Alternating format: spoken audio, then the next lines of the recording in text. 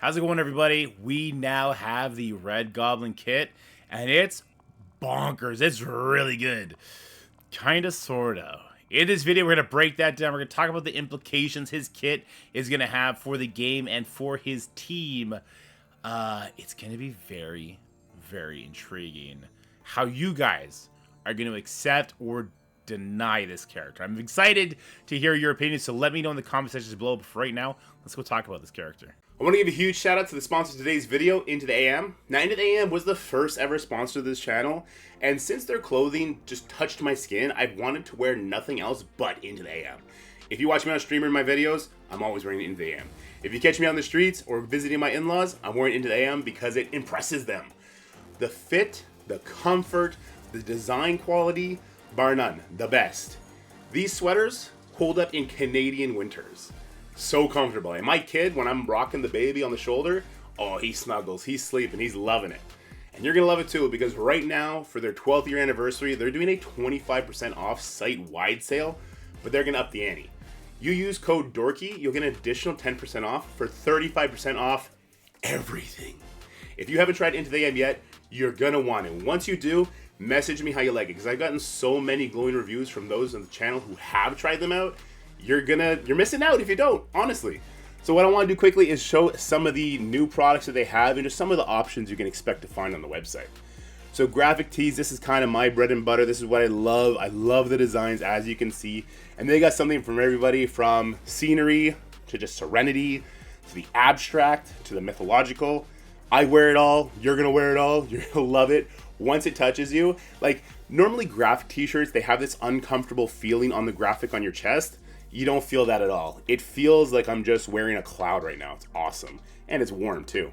But if you don't want designs, then they also have plain t-shirts for you. They got flannel. And like I was talking about earlier, I will never get another hoodie. These are the hoodies for me. Into the AM hoodies are the thing for me now. They'll be the thing for you too. Go ahead and check out Into the AM right now for 25% off site-wide, plus 10% for using code DORKY. Using code DORKY does support the channel, so make sure you do that. I'm going to leave you with their catchphrase because I think it's beautiful. Stay inspired. So here we are, we're looking at our Hive Mind roster, and we got the Red Goblin over here. Now, listen, I just want to get the elephant out of the room. I love Venom. I love Carnage. You know, I followed all their stories. Void Knight just seems super cool. He's a Silver Surfer symbiote. What's more to like? Gwenom, I don't get it, but I know a lot of people like it. Red Goblin looks like a red rocket. All right, I'm just gonna, like, the veins are very, very unfortunate. The shade of, like, if you know, you know. I'm gonna have a hard time looking at this character gyrating all over the everything all the time. So looking forward to that. Let's talk about his kit. Let's talk about the T4s, the ISO 8, the speed, the unique, all that kind of stuff. We'll start with his basic. Now, I have everything T4'd. I don't think you need to have everything T4'd. I just want to do that so we could read it. We'll go over the T4s and we'll judge them individually. His basic attack is very basic. He attacks the primary target and adjacent targets, and he applies 2 bleeds to everybody. So that's Scream, Striker. Whenever you're applying bleeds, putting the T4 on, first of all, makes the bleed stronger, and being Striker makes the bleed stronger. He's also going to gain 2 regenerations and apply regenerations to the most injured Hive Mind ally. I'm not sure if that's on the ISO attack. We'll have to find out. But I know the bleed is. So, Striker. And the basic on the T4 is 100% damage to the primary and secondary, and that's the part where we're getting the 2 regenerations to the most injured Hive Mind. I'm not sure you need those regenerations. You definitely don't need them in raids, but the 100% damage is going to be really, really impactful. So, yeah, I like this T4. It's not mandatory for the raids, so I'm going to call it like a high luxury T4. His special. He's going to attack primary and adjacent targets for 400% damage, applying defense down for 2 turns and more bleeds. So, Scream Striker. In raids, he'll apply trauma for 2 turns to the primary and adjacents. In the raids, there's lots of clumped enemies, so this is obviously going to be a very powerful ability. He's going to clear all negative effects from all allies, heal self and all allies for 30% of his character's max health. And again, he's going to apply regeneration. So regeneration all over the place, a big heal, clearing negative effects from all allies. Amazing ability. If you see heal for 30% life and you think healer, stop it. You do not need heals on your Hive Mind team. Once they get going, they get so much heals from the passives, they don't need healing. They just don't. This will just be a cherry on top. Don't make Red Goblin a healer. If Scobly recommends healer, just laugh at them in unison, okay? As far as the T4 goes, that is the part where we get the raids for the trauma and the heal. For the trauma part, I'm not sure if we're going to need the trauma. I think we're going to roll over the raids like crazy with this team, with the addition of this character. But I'm guessing we're going to need it for the next set of raids. This team is going to greatly outclass this set of raids. All right, so let's go look at the ultimate next. If this character does not have trauma, transfer 5 negative effects from each Hive Mind ally to self, excluding stun. If this character does not have trauma, transfer 5 negative effects from each Hive Mind ally to his self. So that's like the Lizard effect. I think there's another character that does it. I know Lizard does it. And in the raids, he's going to copy 5 negative effects from self to each enemy. Now, I don't think you're ever going to have that many debuffs on you. I think maybe in the next raid, there'll be like Masters of Evil characters, and you're going to get slow put on you when you attack people, or like a Groot or something. And then this will put slow on all the enemies. So I think that might be where this is headed. Again, in this current raid tier, I don't think this is going to have much of an impact. But I could be wrong. Like Black Cat's going to get an ability off. Maybe that's going to cover you in bleeds. If Red Goblin's not chosen, then he's not going to have the trauma, so I guess that'll be how that works. I'm interested to see how this is going to play out. He's going to then clear all negative effects that he puts on himself, so he takes them all, he copies it to the enemies, and then he clears it from himself afterwards. Healing for 5% of his max health, plus 15% per negative effect cleared. He'll attack all enemies for 320% damage, plus 125% additional damage per negative effect on the primary target. That is a lot of damage. Wait, what? Attacks all enemies, plus 125% additional damage per negative effect on the primary target. So this is like a Shang-Chi hit, and it applies slow. This is the equivalent of the Agent Venom, but negative effects. So you're going to demolish with this ability. This is a turn 1 ability. This is going to demolish. I'm very interested to see what his strength is going to be like, his damage stat. In raids, it prolongs the duration of all negative effects by 1. Again, he's going to apply regeneration to himself and all symbiote allies, and it's unavoidable. Ooh-wee! I'm interested to know his speed now, because this is going to determine when he goes, how many debuffs are up. Like, you're going to want Void Knight to go first, flip things. Then you're going to want Carnage to go and put a bunch of bleeds out. Maybe you're going to even want Gwenom to go and do her thing. We'll see. We'll check out his speed in a little bit. Wait, as far as the T4 goes, 70% damage to all targets, transfer 5 negative effects. That is the part of the T4. Yeah, I'm going to say that this is going to be a mandatory T4, if for nothing else, this 70% damage to all targets. This is going to annihilate teams. If you get this ability off, it's going to annihilate teams, and the people that don't die, they're going to get dropped low enough that it's going to activate Carnage, and he's going to ramp up. And that's going to be the big thing that Red Goblin brings, is he's going to activate that Carnage passive like no one else's business. Let's talk about the passive. On spawn, gain charge. We'll see what his charge is in a little bit. He's going to apply defense up for 2 turns and 2 deflects to self and all Hive Mind allies. This is a double-edged sword. In raids, this is great. If you're using this on offense, it could be good. It's normally good, right? Because you're going to know who you're walking into. It's going to devalue the team on the defensive side because a team like A-Force exists. So if you put Hive Mind on defense in war, A-Force is going to come with their speed up on spawn, with Nico's defense up and deflect flips. They can't be counterattacked. And she's going to flip everything and just annihilate you. In Crucible, I guess Void Knight will go, and then Jessica Jones will go, because Void Knight's going to flip all the defense up that Spider-Woman gives. Jessica Jones cleanses everything, and then Nico goes. But Nico's not unblockable outside of war, so the deflects will help a lot there. Icarus cannot be blocked, though, so if someone goes in there with the Eternals, they need to be careful that they don't get dropped low, because otherwise Carnage will take over. But Icarus, if he flips everything and starts messing him up, that'll be dangerous. Gwenom does have the dodge when they drop low enough, so you'd have to go in there with some unavoidable characters as well. It's a little bit of a double-edged sword. It's probably, on the whole, a positive for the team. Actually, no, it's not. It's a big, big, big negative for the team. Hold up. So this is really bad for Skrull counters, because the Hive Mind team was super interesting as a Skrull counter because they spawned with no buffs, so they didn't activate Skrull. Now they're going to spawn with 4 buffs each. Yeah, I don't like that. That makes it worse for Skrull. So we kind of had some interesting Skrull counters that were being played around with. If you use Red Goblin with the Hive Mind team, it's not a thing anymore. So, I mean, maybe that's a little bit niche. I'm not going to nitpick. In raids, he's going to apply Taunt for 2 turns to the highest health Hive Mind ally. Again, I don't think this is for this current raid. I think that'll be for the next raid tier. But if Black Cat kills you on the special, don't you stay dead? Is that a permakill? Let me know in the comment section below. But yeah, it's going to go on the highest health Hive Mind ally. The highest health Hive Mind ally, it's deceiving if you look at it in the stats sheet. It's going to show Void Knight's the highest health, but he gives the same amount of health in raids to all of his other teammates. So Venom at equal builds, which you're probably going to have a bigger Venom, will actually have more health, so he'll get the taunt. If he were to die, I don't think it's the end of the world. It's just the end of the fun world, because Venom is such a fun character. I don't like this, except for the fact that it'll protect, probably, your Red Goblin from getting killed by Black Cat. That's what it'll probably do. You'll put your Venom on a far corner, Red Goblin away or Gwenom away, whoever is your weakest character you want to survive. You'll hide them away, and you go from there. All right, on turn. Heal for 20% of his character's max health. That's a lot. Apply 2 deflect and taunt for 2 turns to the highest health. So we're doing the taunt outside of raids, huh? Interesting, interesting. If charged, revive 1 dead symbiote ally with 60% max health and lose charge. So you get 1 revive per node. Because on spawn you gain charged. Okay. Will you need more than 1 revive? If you have a decently built Hive Mind, I don't think you're going to need a single revive. I think you're just going to peel through the nodes, get that Carnage passive going. It's going to be hilarious. Especially with Red Goblin's ultimate now acting like a Agent Venom / Shang-Chi just destruction beam. I'm excited to see the animation for that one.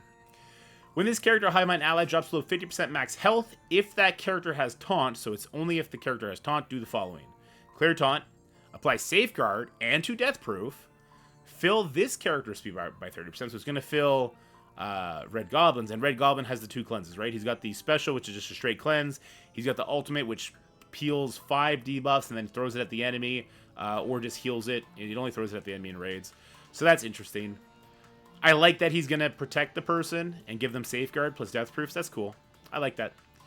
On death of a Hive Mind ally, fill this character's speed bar by 25%. So that's important because does he need to take his turn? He does need to take his turn to do the revive.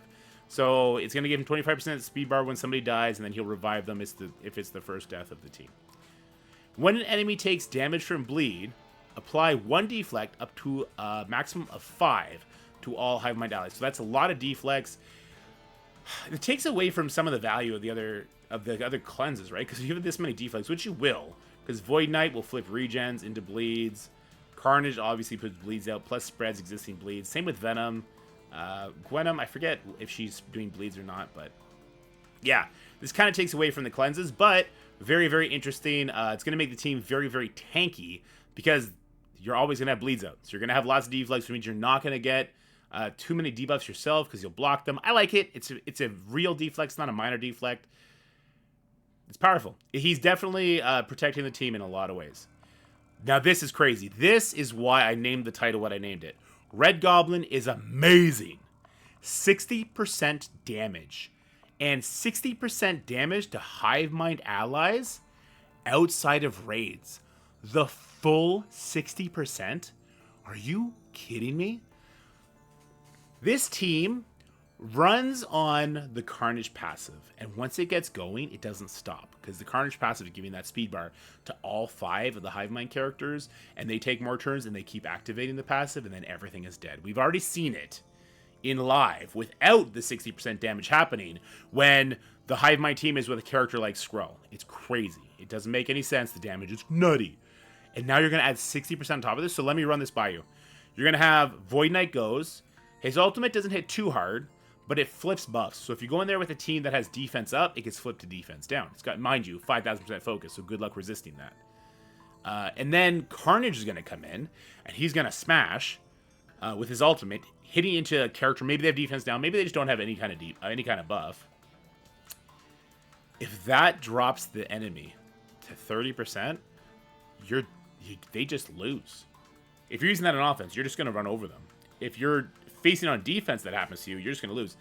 And with Void Knight having the 25% speed bar, even with his slower speed, that's likely to be the case quite often. This is a very, very, very scary amount of damage that he's adding to the team. That alone makes him super interesting for a Hive Mind team, even if it's just the 3-piece of Red Goblin, Void Knight, and Carnage, and seeing what you can have happen there. Because Void Knight flips things, Carnage puts bleeds out, and then Goblin, turn 1 ultimate, is his nuke. So just the 3-piece is a very, very interesting idea, because we're going to have to go talk about Goblin's speed in a second. He's also going to give the team passive block amount. What? So when they deflect, they're actually going to be blocking even more. So it's not block chance, it's block amount. Because they have so many deflects, they're going to be avoiding even more damage. So it makes them tankier. It's very interesting. Like I said earlier, so many bleeds. Going to definitely call out Striker. Let's quickly look at the unique. We'll go from left to right. His unique is going to be the Hammer Tech. I know we've been using this on a couple characters. I think Vulture used it. I think a different Superior 6 member used it. I think Gwenpool used it. So we've definitely been getting taxed on this one a lot, but I don't think we used it on many people before that. Let me know what you guys feel about the Augmented Hammer Tech. At least it's not Alien Spores, I guess. Again, let me know how you guys are feeling about that. I think I'm going to be fine on Hammer Tech, but I know that there's been a lot of key characters that use it lately. All right. Striker, I already talked about that. Bleeds for days. His ultimate is going to absolutely smash. Hits all enemies. Love that. And he's going to be hitting to defense down if the enemy came in with defense up, because Void Knight flips. It's a bonkers combo. His speed is 107. He's tied with Venom. So this is the problem of the team. It's not really a problem, but it's something I dislike. The flow of this team is Void Knight goes, Carnage goes, Gwenpool goes, and then it's a coin flip between Goblin and Venom. The reason I don't like that is because if not everyone had defense down, Venom can spread the defense down to adjacent targets off of someone who does have it. Or he could put out more debuffs, which is going to activate the Red Goblin to do even more damage. So I don't like that you're having to have that coin flip. I don't like it in A-Force with the Photon and the Captain Marvel, so I definitely don't like it here.